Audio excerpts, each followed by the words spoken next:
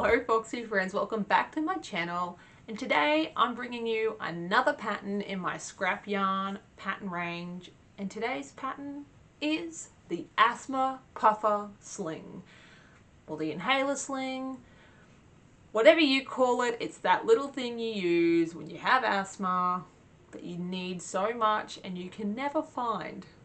I designed this to go along with my sling range, my hand sanitizer slings and my lip balm slings, because I have so many family members that do have asthma and they can never find their puffers ever.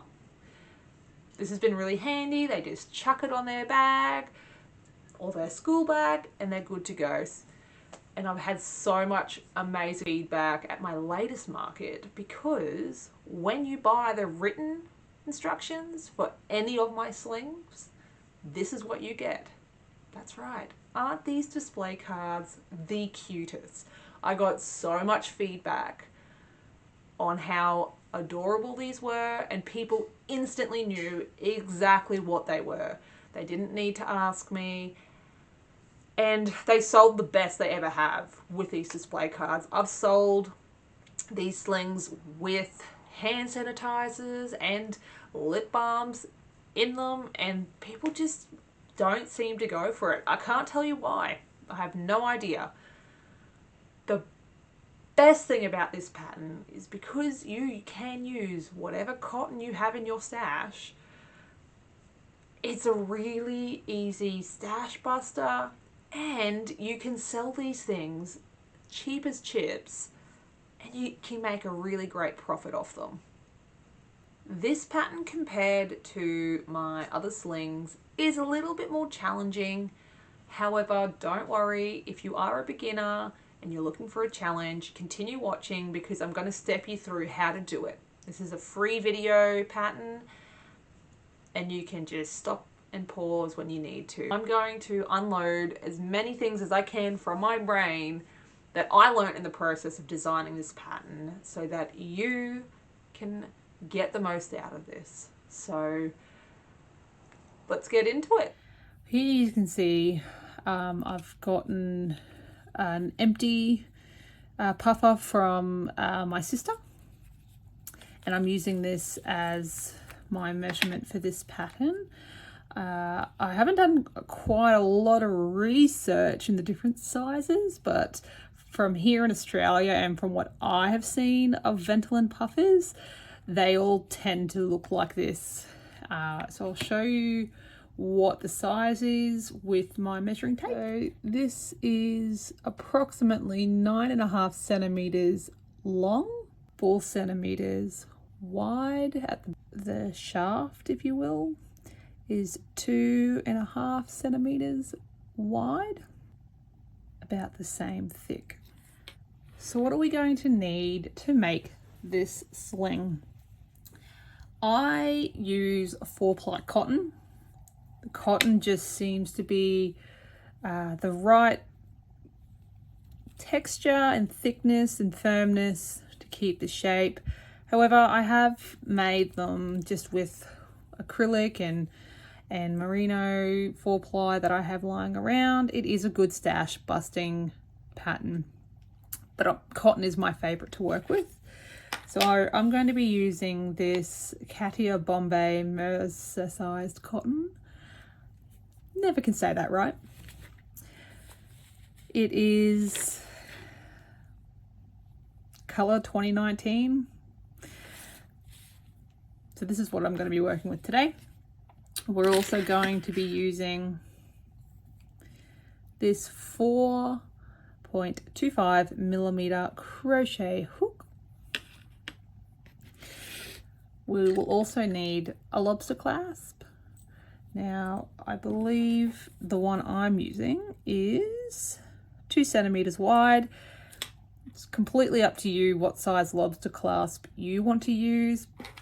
I just find, you can see here how I've connected it. It's just a good size, and when I put the Ventolin puffer back in the sleeve, it just hangs a bit sturdier. So this 2 centimeter size is a good one.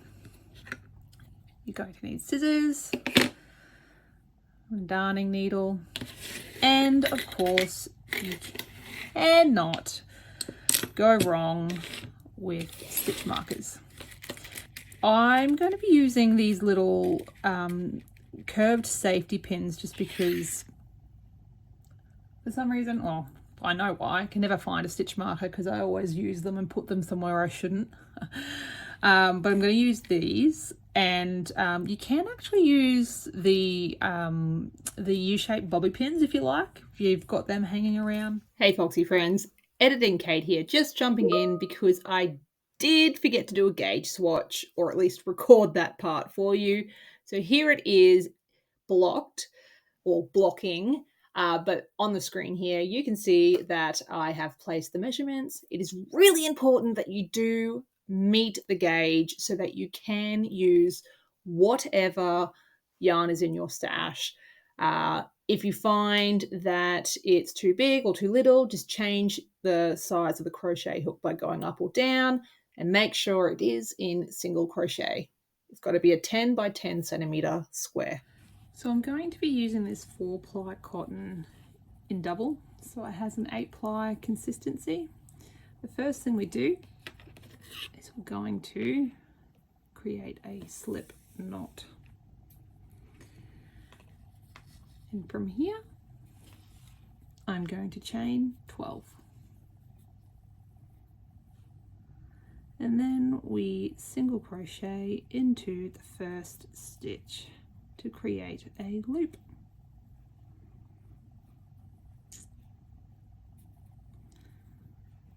Once you've done that slip knot, I'm going to get my stitch marker and I'm going to mark that as the first stitch of the round. The first round, we're going to single crochet into each chain, and I'm going to be going into where we did the first slip knot. For round 2, we're going to do exactly the same thing, a single crochet in every single crochet, and stopping when you get back to this stitch marker. What I'm going to do is just take it out, I'll single crochet into it, and then I'm going to replace it, just so I know where I am stopping. So once you've reached your stitch marker, we're going to be single crocheting into the next 6 stitches. So I'm going to include this one as it's the start of my round. I'm going to take him out because I want to replace that one once I do this stitch. I'm going to chain 1. I'm going to skip this stitch, and we're going to single crochet to 1 before the end. So 1, 2, so we know this is the end, 3. So we're going to leave that stitch. So you should have 4 that you've done.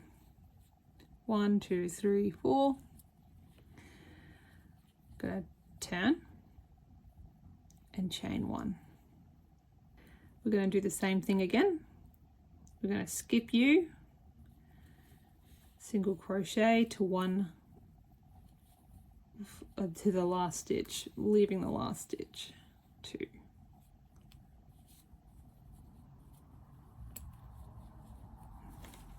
I'm going to skip this stitch,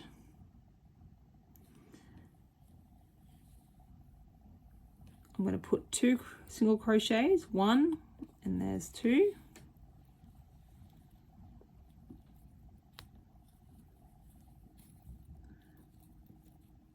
One, 2. I'm now going to turn, and I'm going to put 2 single crochets here on this ledge. So you can see here I've marked that stitch. I want to put a single crochet in there, and I'm just going to take you out so you're not confusing me later on. So there's the first one. And then I want to put a single crochet here into this next, the foot of the ledge. And I'm just going to take you out so I'm not confused. 4 single crochets. I'm going to turn my work. I'm going to chain 1. I'm going to skip that first stitch and I'm going to put 3 single crochets here. 1,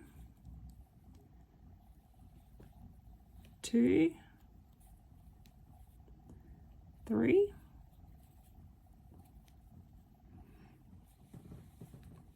Now here is my second ledge. So I'm going to be putting a single crochet into here where that stitch marker is.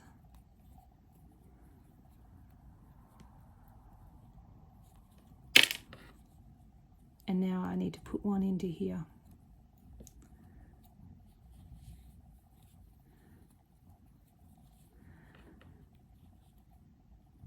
I'm going to leave this stitch marker, but I'm taking this one out. This is what we're working with. So here's the mouth of the puffer. And here we're starting to turn. And we're going to be working in the round up like this. We're going to be working in the round in that same direction. So we've just single crocheted all along here and I want to keep working this way. So where this stitch marker is, I'm going to put 1 single crochet and I'm going to mark that again.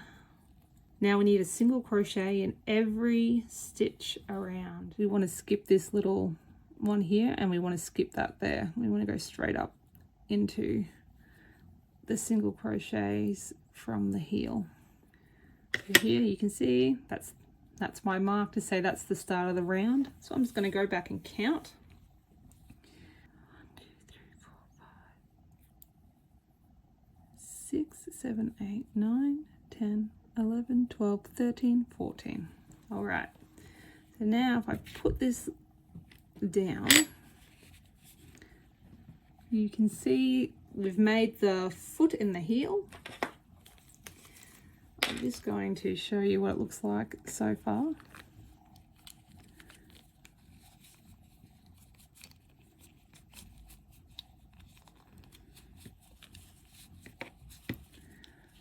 Visual helps me, so I hope that this helps you.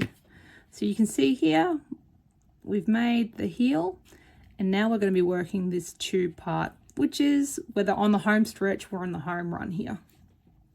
All we have to do now is just do single crochet in the round for a total of 7 rounds. What I like to do is I just keep this here. You can move it up every time if you like. I like to keep it there and then I'll count my stitches to make sure that I've done it 7 times.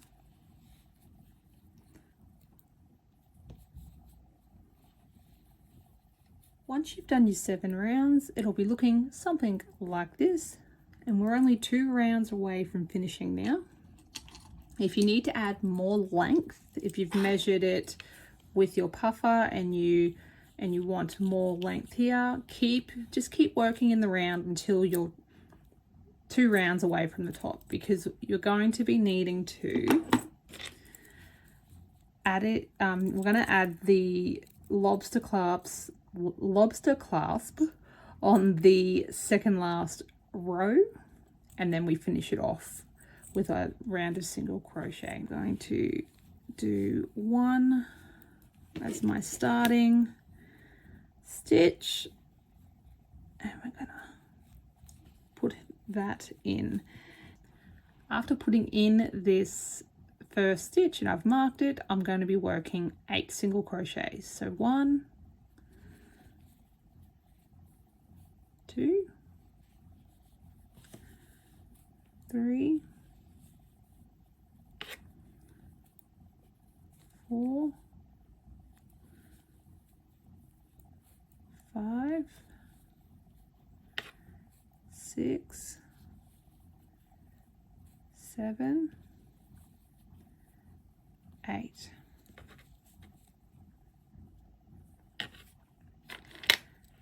With your thumb, we're going to hold the lobster clasp here onto the back. This is the heel, and we're going to be single crocheting it in place.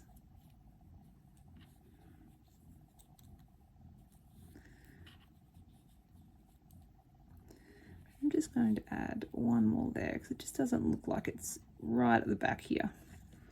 So I've done 9 single crochets. I put the lobster clasp on my hook and I pull this stitch all the way through, so it's now through the lobster clasp as well, and I finished the single crochet. And I'm going to repeat this 4 times. So there's the next stitch, pull it through, and again find the next stitch, pull it through, and one more time.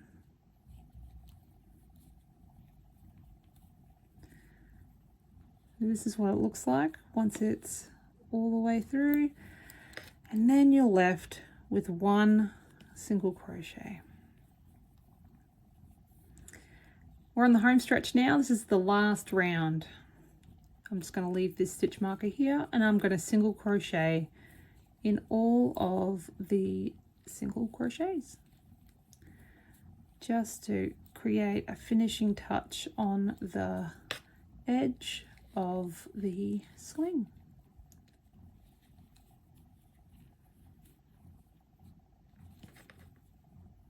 Here's the last one. What you're going to have now is a step, and we don't want that step. So all you need to do to finish off, and take you out, just get you out of the way. We're just going to slip stitch twice. 1, 2, grab your scissors, and we're going to fasten off, and there you have it, a puffer sling for your Ventolin spray.